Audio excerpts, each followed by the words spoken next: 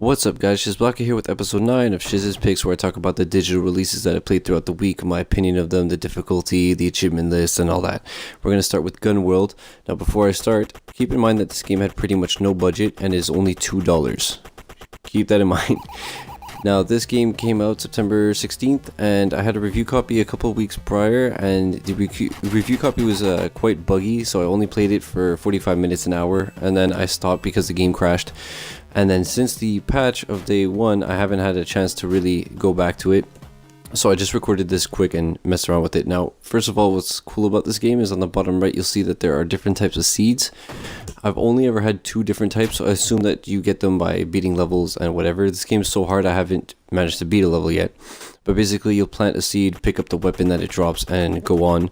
The achievement list is pretty funny and pretty clever in the sense that the knife that you start with is absolutely useless, and there's an achievement saying like, don't use it, it sucks, and you'll most likely get killed for it.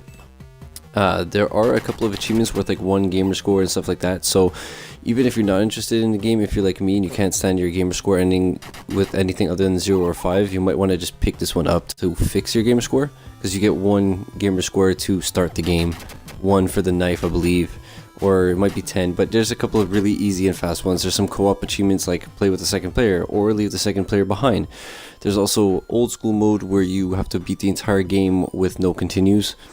And then there's an achievement where you have to beat the entire game with 1 life, and that's going to be so hard that what the developers did is that the first person that manages to pull that off will get any future games from this company for free, which I've never seen before. That's pretty crazy. Now, good luck to anybody that's actually crazy enough to try to pull it off. I know I'm not going to.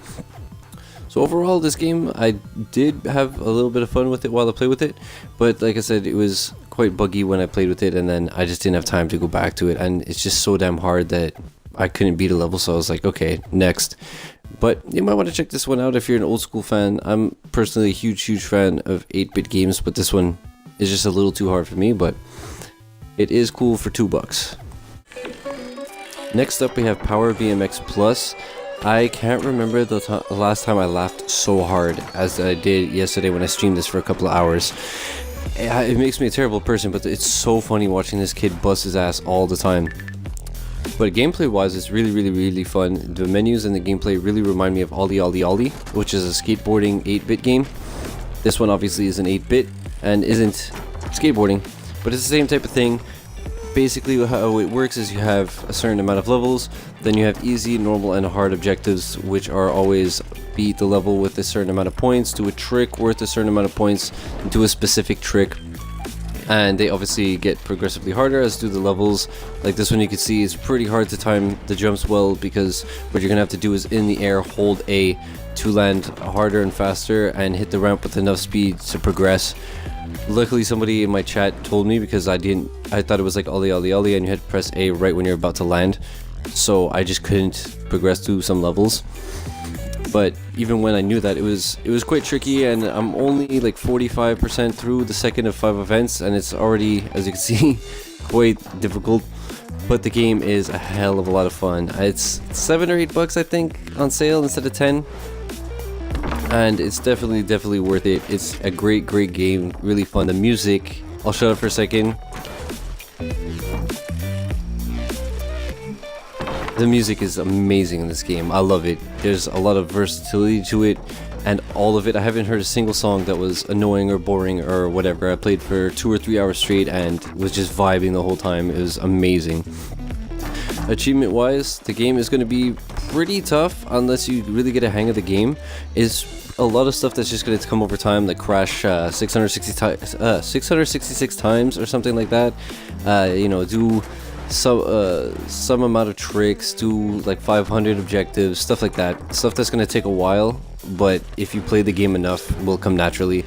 And then every other achievement is pretty much just do these specific tricks in 1 run, which is going to be pretty hard. The tricks are a lot of like 1 2 3 and then 1 2 and then 1 2 3 and then 1 2 1 2 all in 1 run. It'll be tough, but it's a great game, a lot of fun. I suggest it. Next up, we have Plague Inc. Evolved, which I believe is already on PC, but I know it was on mobile a couple of years ago. I remember watching my buddy play it and show it to me then. So I only played a bit last night for an hour or so, but I already kind of knew what I was doing. I just obviously didn't remember the menus or whatever. But basically, the point of the game is to eradicate humanity. You have bacteria, viruses, and so on and so forth. You start with only bacteria, and you're gonna have to beat the game in different ways to unlock new types of diseases. And basically the point of the game is you're gonna start with a simple bacteria. You're gonna have to work on how it's transmitted, its symptoms, and its abilities in order to completely wipe humanity. Here you can see, you could check the countries, you could check the world, how many are healthy, how many are infected, how many are dead. You win the game basically by killing every human, and as the symptoms are more noticeable, it's going to make your game riskier because scientists are going to work on a cure, and if they find a cure and make your disease useless, well, then you lose the game. As the disease gets worse, they're going to start closing airports. They're going to stop using boats. They're going to make it harder and harder for it to spread. So you can work on how it's transmitted, such as air, water, livestock. You can work on symptoms. So does it cause nausea? Does it cause vomiting? Does it cause paranoia so that they don't go seeking medical attention? Symptoms obviously will make it easier to notice by doctors, so you're going to want to work first by infecting people and then killing them. There's also abilities. You can make it more resilient to antibiotics. You can make it harder for doctors to figure out what it is by messing with the genes. You can make it work better in cold areas, hot areas. So if you're working down south, you might want to make it more resilient to heat to start off, stuff like that. It looks like it's boring because you're looking at a globe and you're just messing around with menus, but it's very intense and very, very deep. Achievement wise, it's a lot of kill everybody this way, find this mutation. The diseases will mutate on their own, which adds another layer of depth, and there's a lot of achievements to that. It's going to be a very hard completion, but it's a very great game. Intense music, intense game. Can't recommend it enough. I love this one. And finally, we close with my pick of the week, Inside My Radio. I was struggling between choosing this or Plague Inc. because Plague Inc. can last you a long time and it's very, very intense. Whereas this one was $15 and it only took me 2 hours to beat. So as far as bang for your buck, time-wise, it's quite short, but as far as the game goes, it's absolutely incredible. If you're a music fanatic like me, this is just gonna melt your brain with its awesomeness. You have a dub world, an electro world, and a disco world, and the music is amazing, start to finish. The songs don't get repetitive because they keep building.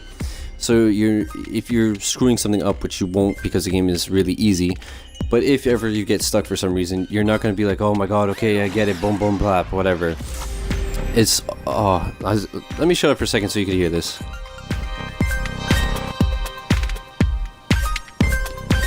Oh, it's just so good, and if you have a good headset like I have, the bass will just it's so hard to speak over this. When I was streaming this on Twitch, I had so much trouble making commentary because I just wanted to jam the whole time. It was amazing. Achievement wise, very, very straightforward. There's 790 of the 1000 gamer score. That's very doable, and like I said, I did in 2 hours. The rest I'm not even going to bother. There's like a story mode and a time attack mode. Time attack mode is just impossible. And there's achievements related to beating a level, beating all the levels, get 500 million points, and get the maximum amount of points. So basically how that works is there's a countdown. You gotta beat the level before the countdown. Making mistakes costs you seconds, and picking up clocks gives you seconds. Everything in this game, kind of like Beat Buddy, Tale of the Guardians, is rhythmically timed. I left the rhythm helper on screen so I could show you guys, but you have to jump, dash, butt slam. Everything has to be to the rhythm of the beat. And if you screw it up, it just goes wah, and you don't do anything. And that's about it. There's only one level that has any kind of combat. There's a few bosses, but it's basically just timing buttons and learning patterns. It's no real combat, and it's just a great, great simple platformer. Very easy, very fun. I highly recommend it, and this is my pick of the week.